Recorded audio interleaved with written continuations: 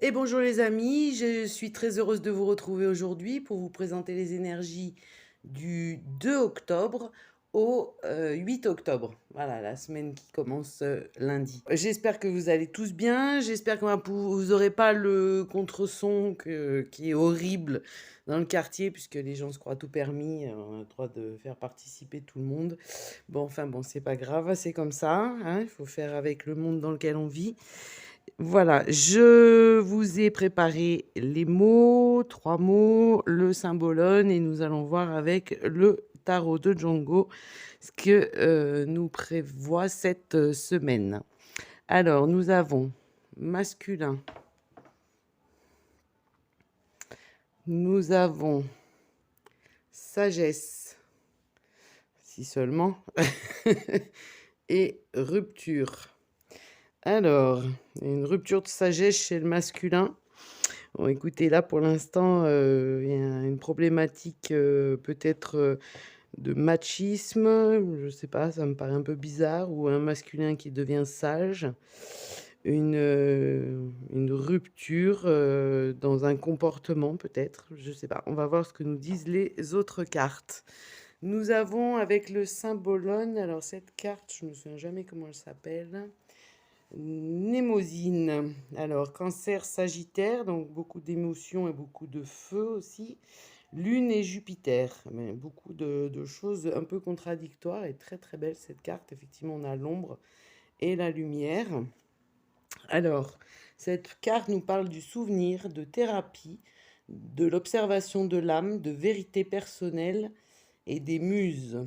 Alors effectivement, peut-être que oui, alors par rapport à une muse, un masculin qui pourrait rompre avec une muse ou avec un modèle, bon, c'est un peu vague.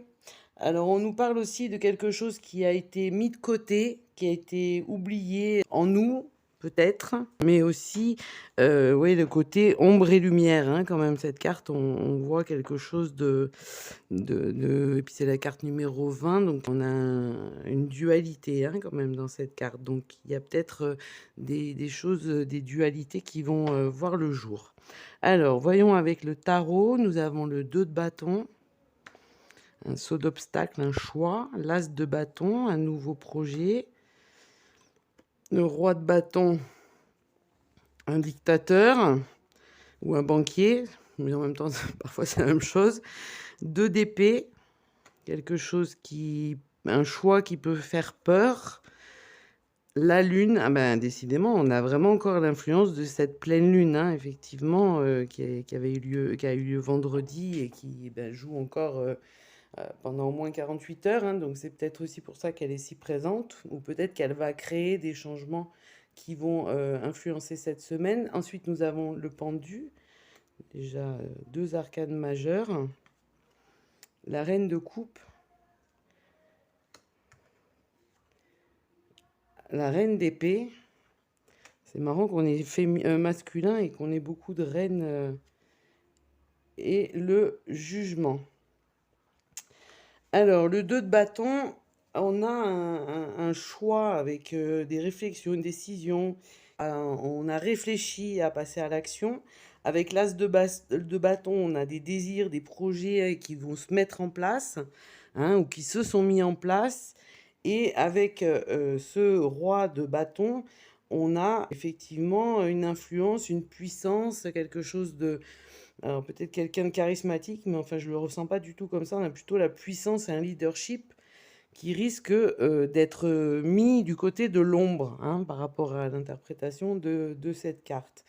Ensuite, avec notre 2 d'épée, on a un dilemme, on a quelque chose, une décision qui nous fait peur, des doutes, une attente ou peut-être une réflexion, enfin des choses, mais je pense que c'est effectivement des doutes ou une appréhension influencée par cette lune. Cette lune, donc qui, elle, nous parle de réceptivité, de clairvoyance, d'illusion, de changement. Alors clairvoyance et illusion, c'est un peu contradictoire, mais peut-être que dans les projets qu'on a mis en place ou dans les choses qu'on aimerait faire, il y a aussi peut-être une part d'illusion, hein, liée à Saturne qui est encore en Poisson. Enfin, il y a des choses un peu compliquées. Si vous regardez la vidéo de la pleine lune, donc du 29 septembre, vous avez les news des planètes. Le pendu, c'est un changement de point de vue, c'est de voir regarder les choses sous un autre angle, hein, puisque là, on a un symbole assez sympa. Mais le pendu dans le tarot, c'est vraiment de voir regarder les choses différemment. Donc peut-être en ouvrant les yeux, hein, ça serait une bonne idée. Et après, donc sur ce qui est annoncé à l'avenir, on a la reine de coupe et la reine d'épée. Donc on a quelque chose de, avec la reine de coupe, on a quelque chose tout en émotion, en amour, en bienveillance. La reine de coupe, c'est un petit peu la maman, le réconfort, la compassion, bon, un peu de sensibilité aussi, hein. Donc c'est peut-être aussi que les choix sont difficiles et que les émotions entrent dans les choix et nous font hésiter ou nous font douter parce que les émotions prennent le dessus. Mais avec la reine d'épée, on a un rééquilibrage qui nous permet de passer à l'action, puisque cette la reine d'épée, c'est la logique, le discernement, la froideur dans la décision. Donc on devrait arriver à un équilibre entre cette ombre et cette lumière, ou quelque chose qui est mis en avant.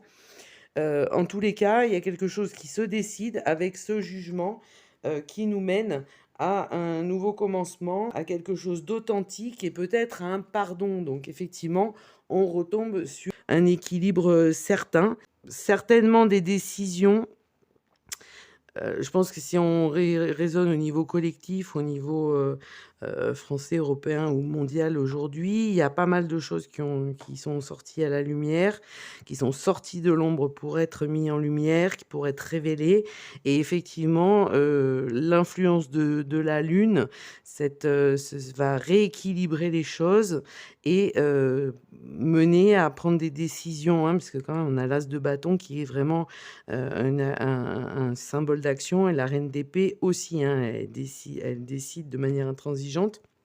Ou peut-être aussi encore une dualité, hein, parce qu'on a vraiment quand même un tirage très, très, très fort en dualité. La dernière carte est encore un arcade majeur qui va nous ramener à un équilibre et qui va remettre l'église au milieu du village, comme je dis souvent. Voilà pour les énergies de cette semaine du 2 au 8 octobre 2023. J'espère que vous avez eu plaisir à écouter cette vidéo. Je vous remercie. Je remercie les nouveaux abonnés aussi. N'oubliez pas de liker pour faire donner un petit peu de visibilité à la chaîne, de vous abonner si ce n'est pas déjà fait, comme ça vous êtes notifié des vidéos dès qu'elles sont mises en ligne, de commenter si le cœur vous en dit pour partager vos expériences ou échanger avec moi, ce sera un grand plaisir, et de partager pour faire connaître les vidéos, la chaîne, aux gens qui pourraient être intéressés. Je vous remercie, je vous souhaite une très très belle journée, une très très belle soirée si vous m'écoutez la nuit, et je vous souhaite en tous les cas une très belle semaine. À très vite, au revoir.